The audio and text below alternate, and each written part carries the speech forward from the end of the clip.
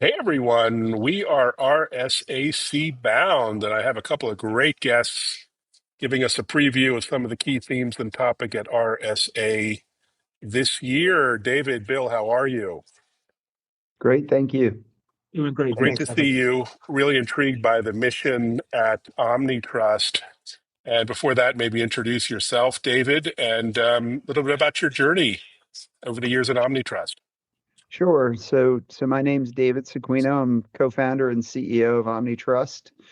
We're I affectionately call us a work in progress. We're a 15-year-old, fairly large startup. We just went through a rebrand. Bill and I have been together for 26 years or so, or 25 years, and we've been securing things from silicon to now AI, and this is our next step in the journey, and it's very exciting.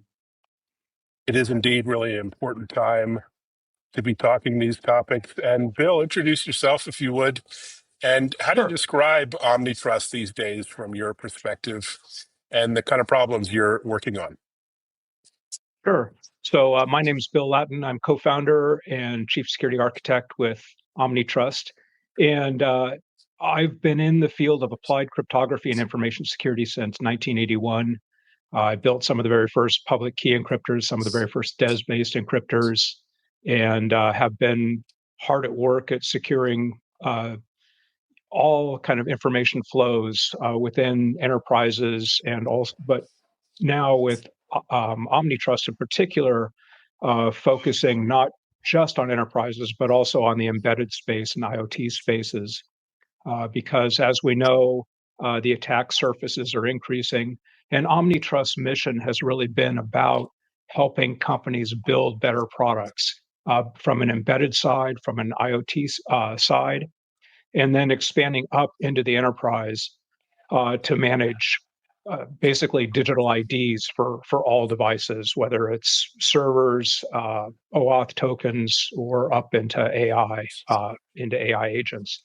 And this is a huge thing because, you know, if you think about, well, I've seen the rise of the whole computer industry and the internet. I'm sounding like an old one now. But you know, it's gone from CPUs just being in desktops to CPUs being in washing machines, refrigerators, doorbells, phones, everywhere. And the attack surface is therefore greatly increased. And what we've seen through ransomware campaigns, of course, is that attackers are targeting these digital IDs. And so they can't be fixed. They can't be static.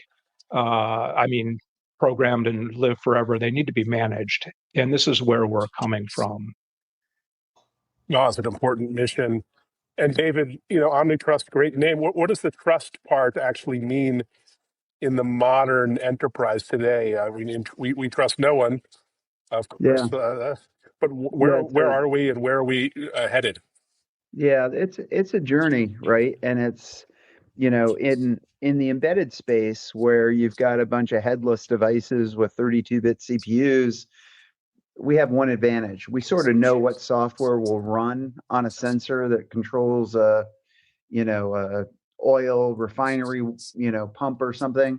Whereas in the enterprise, whether it's a PC, a server, router, hub, everything wants to be promiscuous, right? So the transition for us going from embedded to enterprise to AI, right?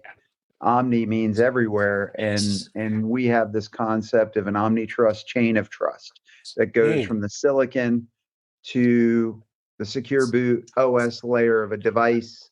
Then it goes to all of the network infrastructure, switches, routers, hubs, firewalls, and then it goes to the cloud. So you've got more and more virtual switches, routers, and hubs. And then you've got physical AI where you're going to have, planes, trains, automobiles, robots, making decisions, right, in the physical world that have real consequences, where we need to authenticate that agent the same way we would authenticate a secure boot layer, an OS layer, an app layer, a data layer in an embedded device. So OmniTrust is the continuum of trust from the smallest piece of silicon to AI anywhere. That's fantastic. I love to start with the smallest piece of silicon. I'm here at HIMSS, and of course, the Internet of Medical Things is everywhere. So Right. literally, we have wearables and endpoints and remote patient monitoring, and these are all such huge attack surfaces. Bill, when you think about the platform, the OmniTrust platform, what kind of organizations are getting the most value from you guys today? Sure. Well, just to feed into where you're at, Dick Cheney, former VP, was famously noted for disabling the remote control features on his pacemaker because Wow. he didn't want to have somebody kill him. And one of the important things and where companies are seeing value from OmniTrust is that security needs to be designed in. And this is really OmniTrust's mission, is to help companies think about security up front. If you think about enterprise security, well, we're always adding on, right? We're adding an antivirus program, we're adding endpoint controls, we're adding firewalls. Well, in the IoT embedded space, you can't add on afterwards. It just doesn't work because the CPUs are too constrained. The applications can't take it. There's not enough memory. So our goal, as David mentioned, is to work with companies to get them to think about security from the silicon layer right when they start. What kind of CPU should they use, et cetera? And so companies that are realizing benefit from us are medical firms for sure, but also we've done quite a bit of work in the automotive space. If you Mm, think about, you know, the automotive industry is a classic example where they didn't recognize any issue with cybersecurity, and then they said, "Oh, you can only attack a single car at a time, and you have to physically attach to it." But then in 2015, it was shown that the Chrysler Jeep Cherokee could be remotely hacked through the cell phone network, and not just a single vehicle attack, but the whole class of vehicle attacks, where wow. power steering could be turned off, Hmm. braking could be disabled, and this really woke up the automotive industry. And so OmniTrust has done a huge amount of work in the with auto OEMs, helping them build more secure platforms. We've done the same in the industrial control space, as David mentioned. Again, this is where, as you've seen, if you look at the security advisories, uh, they're out all the time because a lot of companies haven't thought about how to secure their uh, their controllers, their remote devices. And again, it cannot be fixed after the fact. Some manufacturers of control systems are advising their customers they have to do a forklift upgrade. Well, in core security makes for unhappy customers as well as unhappy companies. And so basically, if we can help companies build more secure products out of the gate, then it can enable new revenue features for them. It protects their customers, provides a future upgrade path, et cetera. So that's really our mission. And we've been quite successful over the years, but there's unfortunately much more to do. Much more indeed. And David, with RSA coming up, we'll switch gears to marketing a little bit. RSA is always full of bold claims and pronouncements and PR. What makes your approach different from all the noise on the show floor and delivering, practical solutions to problems? Yeah, that's a great question, Evan. It always frustrates me to go to RSA and see all the marketing that's out there, right? And most of enterprise security and many CEOs of enterprise companies have come out and said, we can't secure the internet. It's like Mm, trying to have, say, our Navy can secure all the oceans. That's actually not the charter of the Navy. The Navy is there to secure the critical ports, the trade lanes, and the goods and services that go off the mm, trade across the trade lanes. And when we started this and embedded, Bill and I built provisioning systems for every major semiconductor company in the world, and we do it today for some of the biggest semiconductor companies. But with that root of trust comes the ability to have the whole device that is being powered by that piece of silicon be secure from design, as Bill just said, through its decommissioning, right? So when it's being operated. So we have products to do the security provisioning. we have embedded software that runs on the device, and then we have services that once that device goes into the wild, we can do over-the-air update, we can provision it. So when you think about things like the Europeans, CRA, the Cyber Resiliency Act, we meet those standards out of the box with the products we have today. So what we're going to say at RSA is we're now moving into the enterprise, and there are companies that are doing certificate lifecycle management, but they're doing it poorly because our base DLM Trust platform that provisions all these embedded devices at their manufacturing sites, they have switches, routers, hubs between our head end that generates the secrets and our distribution stations that provision it into the device. And we have customers that call us and say, hey, your DLM Trust system isn't working.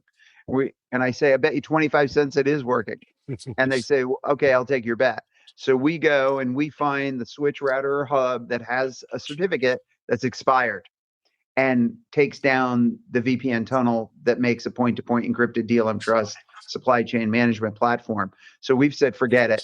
We're getting into the enterprise. We're going to do a CLM product, certificate lifecycle management, but we're going to go one step further. CLM isn't good enough. There are passwords that are being attacked all the time. So we're coming out with a part of our trust lifecycle management platform. We've got DLM on the embedded side. We've got ILM on the enterprise side, identity lifecycle management. And what that means is we can do passwords, secrets, cryptographic keys, and certificates. And as you probably know, there's 100 times more passwords than our certificates in devices. So that's where we're going. We're also adding a threat and risk assessment tool we call Certify. People will be able to take data sheets or code, put it into the engine, and generate a TARA. And that's fundamental because our issue is the C-suite. The C-suite doesn't understand embedded security, and that's the heart of everything, right? And we are trying to raise the visibility and show everyone that you have to think about this from design. And it's sort of like back in 1999 when CEOs said, if I don't have a presence on the internet, I have an existential threat of existence. And in today's world, every CEO should be saying that about every embedded device that touches their corporate network. And we are focused from end to end, from embedded to enterprise. Wow, that's such a compelling proposition. And Bill, shifting gears a little bit, AI and automation, of course, everything, not just in cybersecurity, but with security teams are looking at practical ways to leverage AI in their day-to-day.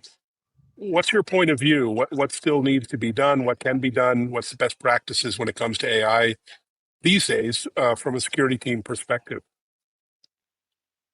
Well, it's a great question as well. And I think, we're just in the very early days. I think there are two different angles on this. I think from the analytic capability for helping a security team improve security across the enterprise, AI can augment that for sure. But AI, as we've seen, is full of security issues. When it's running, it's subject to prompt injection attacks. So it's reading your email, the hacker sends you an email with other instructions in there, and your AI agent takes off and does something it shouldn't. So it's a brave new era for us. We've heard a lot about vibe coding and so on, and with cybersecurity and cryptography in particular, this is the land of nuance, and great care must be taken. It's a fact right now that vibe coding, AI coding, is not best practice coding. And so if you're using it for security, you're likely getting flaws in your code. And so, and also implementing cryptography. There are many attacks on cryptography, on crypto systems, such as timing attacks, where if an algorithm branches and gives you a different result depending on the ease of computation, and that can be measured, that gives an attacker some insight into a cryptographic key. AI is unaware of these things. And so there's companies need to beware, I guess. AI is, my personal opinion is AI is not your friend.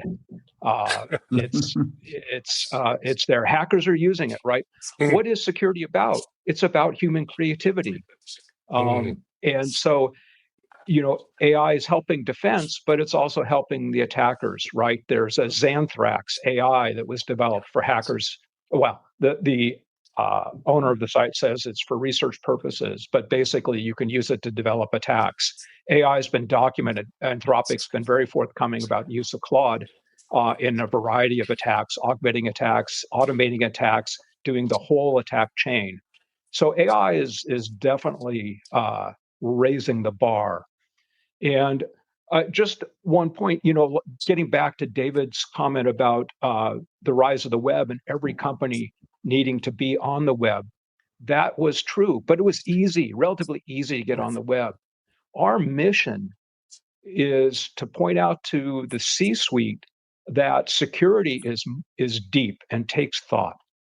And it's not just something that you can like put up a website and say we're secure. You can't make a statement, right? And fortunately, regulation now, like the CRA, like DORA, and others, are driving the industry focus to where they must comply. The CRA has penalties of 15 million euros, or 2.5% of your Mhm. wow.